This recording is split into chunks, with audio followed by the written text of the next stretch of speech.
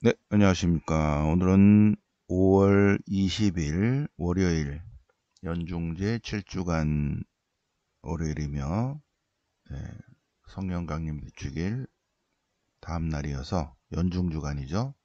교회 어머니 복되신 동정마리아 기념일입니다. 네, 그래서 연중주간 시작을 성모님 축일로 시작을 합니다.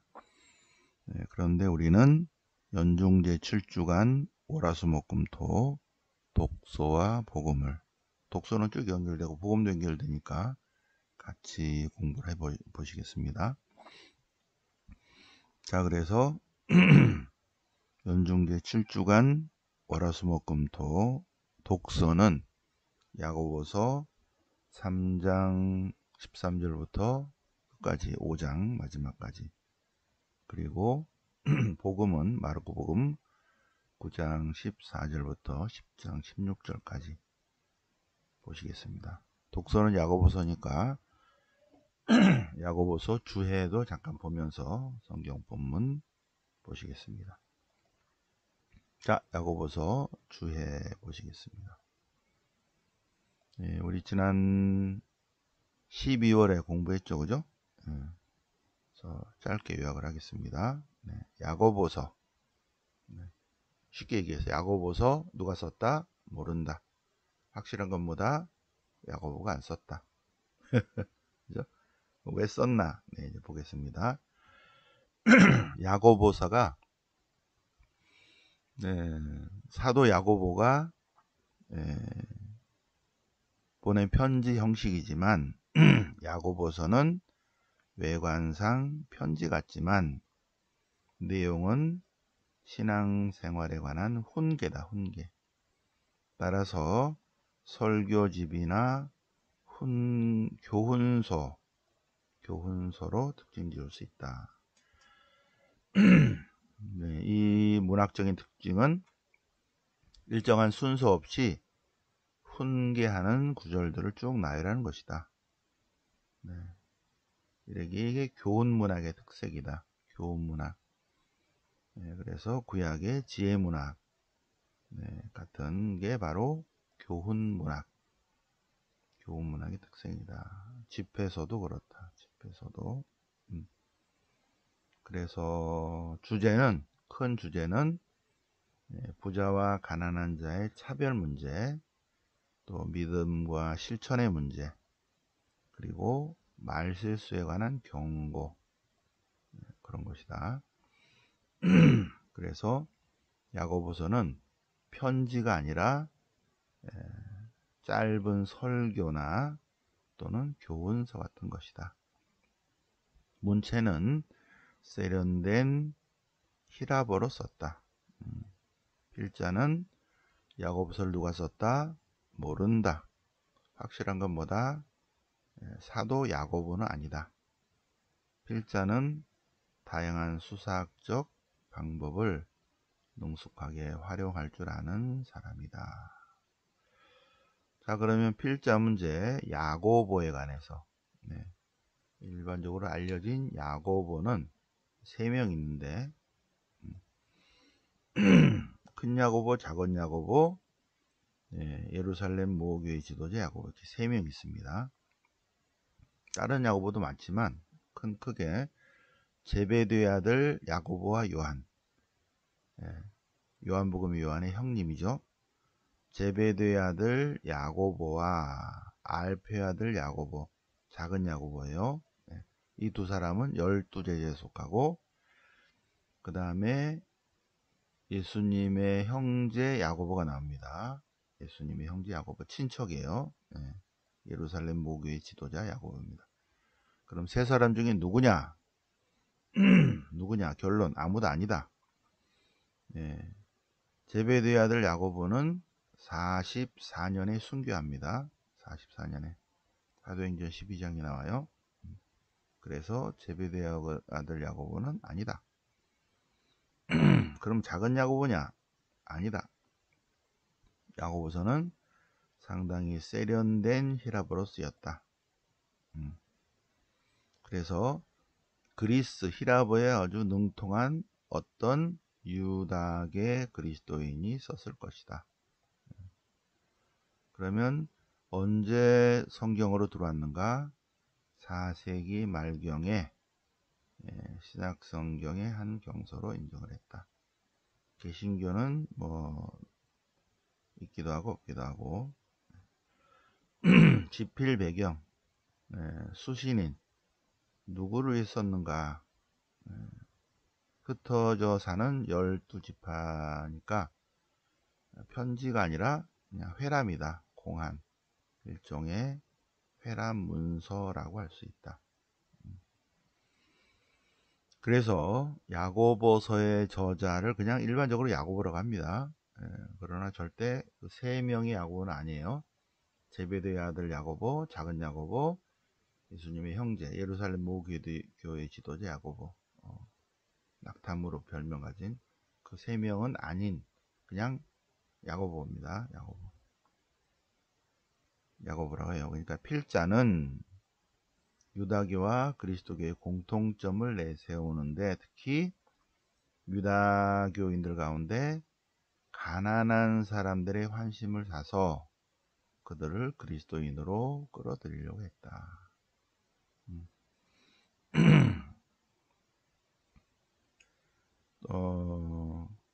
제베데의 아들 야고보는 44년에 순교했고요. 그 다음에 예루살렘 모교의 지도자 야고보, 예수님의 형제 친척, 62년에 순교했습니다. 그래서 이 야고보서는 80년경에 썼을 거다 보는 거예요. 80년경. 지필 동기 왜 썼냐? 신자들의 경각심을 일깨우며 순수한 신앙과 겸손한 몸가짐을 강조하기 위해서, 특히 관념적 신앙생활을 버리고 믿음을 실천하도록 하기 위해서 썼다. 그래서 행함의 중요성을 강조하고 있다. 행함. 그리고 신자들 간의 화목에 특별히 관심을 가지고 있다.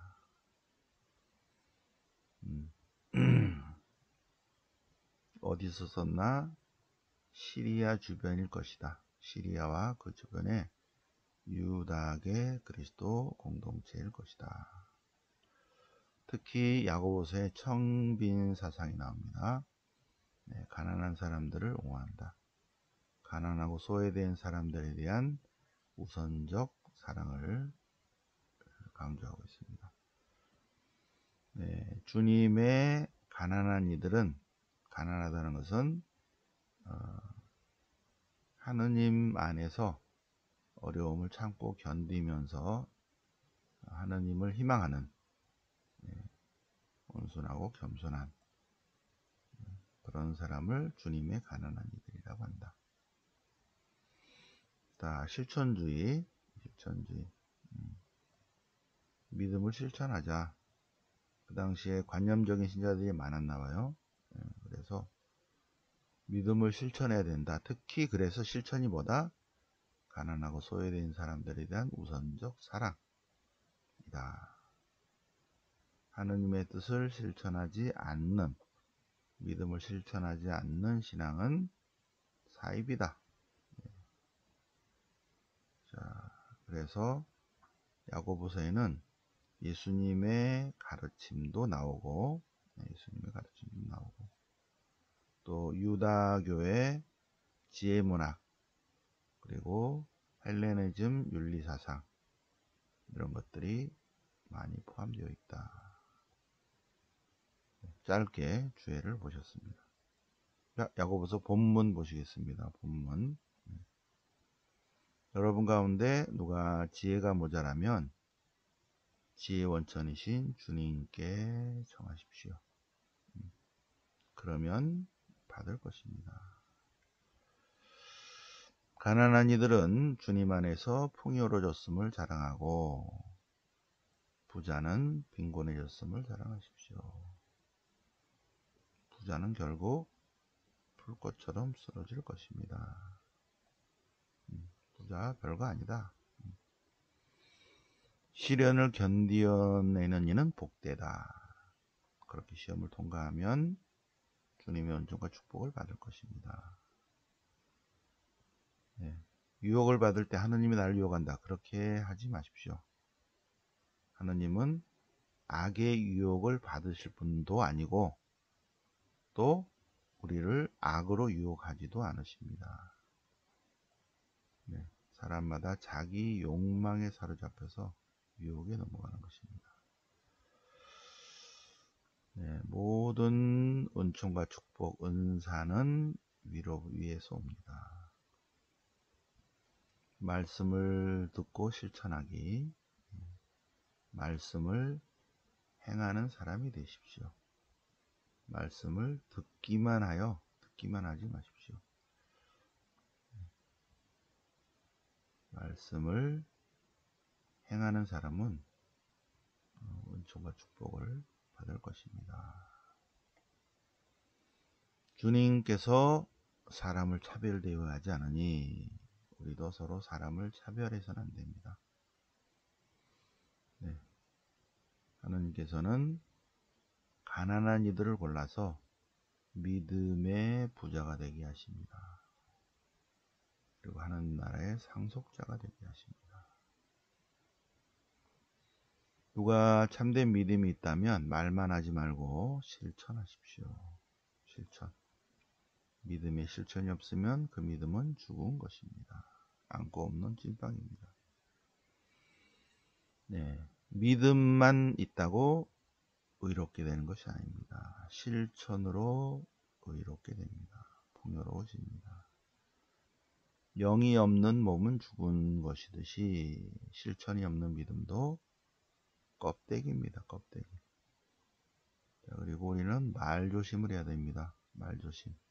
말로 실수하지 않도록 자기 조절을 해야 된다.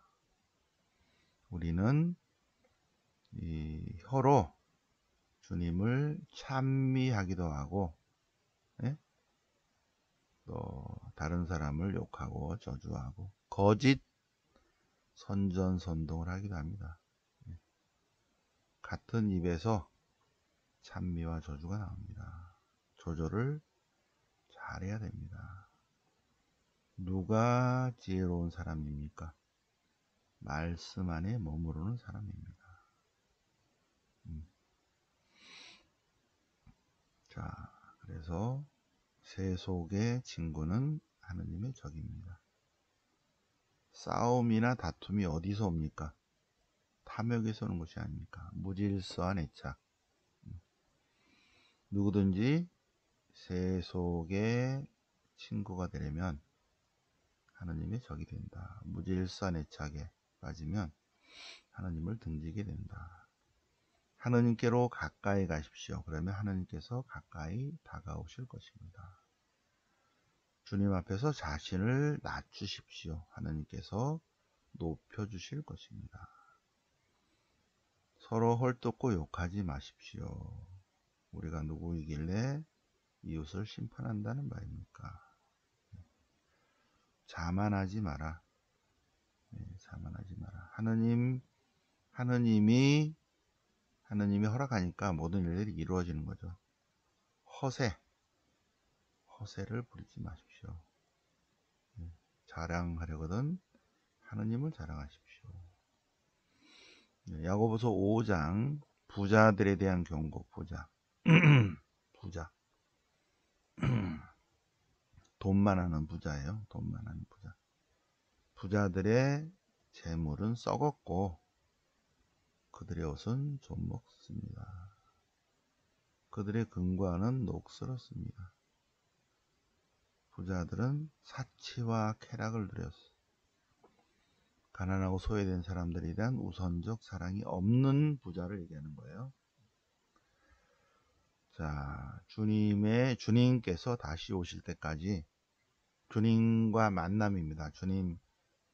우리가 죽음이라는 문을 통과해서 주님께 가기도 하고 어느 순간에 주님이 오시기도 하겠죠. 그죠? 네.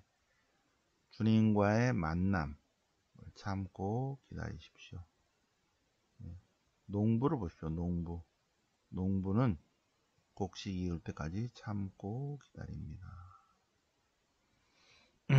자, 5장 14절. 예? 야고보서 5장 14절 보세요. 이게 이제 병자성사의 원천입니다. 5장 14절, 5장 14절. 여러분 가운데 앓는 사람이 있습니까? 그러면 교회의 원로를 부르십시오. 원로들은 주님의 이름으로 그에게 기름을 받으십시오. 기름, 올리브 기름이죠. 병자성사 기름입니다. 그러면 낫게 될 것입니다. 여러분의 병이 낫게 될 것입니다. 여러분 가운데 앓는 사람이 있습니까? 병자성사를 받으십시오. 병자성유를 받으십시오. 그러면 병이 나을 것입니다. 또 우리 공동체 안에서 어떤 사람이 진리를 벗어나서 헤맬 때 도와줘야 됩니다. 도와줘야 됩니다. 그래서 그가 죄인의 길에서 돌아섰다면 얼마나 은총과 축복입니까? 5장 20절까지 야고보서가 잠언 같은 집에서 지혜서 같은 그런 내용들이에요. 짤막짤막한 그러한 단절어들의 모음이죠. 그죠? 그냥 그러려니 하고 보시고요. 숙제는 복음입니다. 마르코 복음 9장 10장 한번 다 써서 월요일 전까지 하시겠습니다. 마르코 복음 9장 영광스러운 변모. 예수님께서 12제자 중에서 수제자, 빼어날 베드로와 야고보와 요한만 따로 데리고 높은 산에 타볼산에 오르셨는데 그들 앞에서 모습이 영광스럽게 변했습니다. 그런데 엘리야와 모세가 왔어요. 엘리야는 예언자 대표, 모세는 율법의 대표. 와서 예수님과 이야기를 나누었다. 무슨 얘기? 새로운 출애굽에 관한 이야기. 그래서 주님께서 이는 내가 사랑하는 아들, 너희는 그의 말을 들어라. 영광스러운 변모입니다. 부활의 영광을 미리 보여준 사건입니다. 영광스러운 변모. 자, 14절부터는 오늘 거죠. 오늘 거. 근데 오늘은 또 성모님 축일이어서 복음이 바뀌었어요. 일단은 일반적인 걸 먼저 하겠습니다. 나중에 시간 되면 특별한 것들을 한번 나중에 또 하는 시간을 갖겠습니다. 자, 그냥 연중 7주간 월요일 복음이에요. 여기가. 그래서 어떤 아이에게 더러운 영이, 벙어리 영이 들렸다. 그런데 그래서 제자들에게 영을 쫓아달라고 했는데 안 됐다. 그러자 예수님께서 벙어리, 귀머거리 영아, 좋은 말 할 때 나가라. 그러자 그 아이가 치유되었다. 제자들이 왜 저희는 안 됩니까? 기도해야지, 기도. 기도. 하느님과의 통교. 하느님이 하시는 것이다. 순환과 벌에 대한 첫 번째 예고. 두 번째 예고. 순환과 벌에 대한 두 번째 예고. 두 번째 예고 다음에 항상 제자 교육이 있다고 그랬죠. 순환과 부활에 대한 두 번째 예고. 사람의 아들 다니엘서 7장 13절 사람의 아들 묵시문학적 표현이라고 그랬죠. 사흘 만에 다시 일으켜질 것이다. 그리고 이제 제자 교육입니다. 누가 가장 큰 사람이냐? 누가 가장 큰 사람이다? 자기를 낮추는 사람, 모든 이의 종이 되는 사람, 자기를 낮추는 사람이 가장 큰 사람이다. 자, 그 다음에 이 작은 이들 가운데 가난하고 소외된 사람들 가운데 하나라도 죄짓게 하는 자는 맷돌을 목에 메고 바다에 던져져라. 그게 낫겠다. 죄의 유혹을 단호히 물리치라는 거예요. 손이 죄를 짓게 하거든 손을 잘라버려라. 발이 죄를 짓게 하거든 발을 잘라버리라. 눈이 죄를 짓게 하거든 눈을 빼버려라. 실제로 그렇게 하라는 게 아니죠. 죄의 유혹을 단호히 물리쳐라는 예수님의 강조 내용인데, 이걸 진짜로 복음 말씀은 성령의 말씀이기 때문에 글자 그대로 지켜야 된다. 그랬다가는 손 자르고 눈가리 빼고 대가리 부수고 안 되죠, 그죠? 안 돼. 그렇게 하면 안 돼. 죄의 유혹을 단호히 물리쳐라는 강조 내용이다. 너무 이렇게 하면 안 돼요. 소금이 짠맛을 잃으면 무용지물이다. 버려진다. 10장 이혼에 대해서 하나님께서 창조 때부터 하나님께 사람을 남자 여자로, 그래서 남자는 부모를 떠나 아내와 합하여 한 몸이 되리라. 그래서 그 둘이 아니라 한 몸이다. 한 몸. 하나님께서 맺으신 것을 사람이 갈라놔서는 안 된다. 그리고 하늘나라는 어린이와 같은 사람이에요. 어린이의 것이 아닙니다. 어린이와 같은 사람들. 하늘나라는 어린이 같은 마인드를 가진 사람이 들어간다. 어린이의 특징이 뭐냐면, 어린이는 스스로 벌어먹지 않는다. 어린이가 나가서 취업하지 않잖아요, 그죠? 부모로부터 그냥 무조건 줘 그래갖고 받아 먹죠, 그죠? 그런 마인드. 하늘나라는 하느님이 무상으로 우리에게 주시는 선물입니다. 그걸 하늘나라는 받아들여야지 바리사이들처럼 벌어들이려고 해서는 안 된다. 그런 의미입니다. 여기까지 16절까지고요. 16까지. 여기는 이제 다음 주 월요일 거예요. 그래서 이번 주 연중 제7주간 월화수목금토 독서와 복음 같이 묵상을 해보셨습니다. 공지사항. 오늘 월요일에 항상 이번 주 거 한 주 거 다 합니다. 월화수목금토. 월요일은 월요 성경 오시고, 화요일은 화요 성경 오시고, 월요일을 못 오시는 분은 온라인으로 강의 들으시고요. 재방송도 한 달 내내 들으실 수 있습니다. 23, 24, 22, 23, 24 제주 로사리오 피정 아주 날씨가 좋을 거예요. 가서 성모님 피정 하겠습니다. 묵주 들고.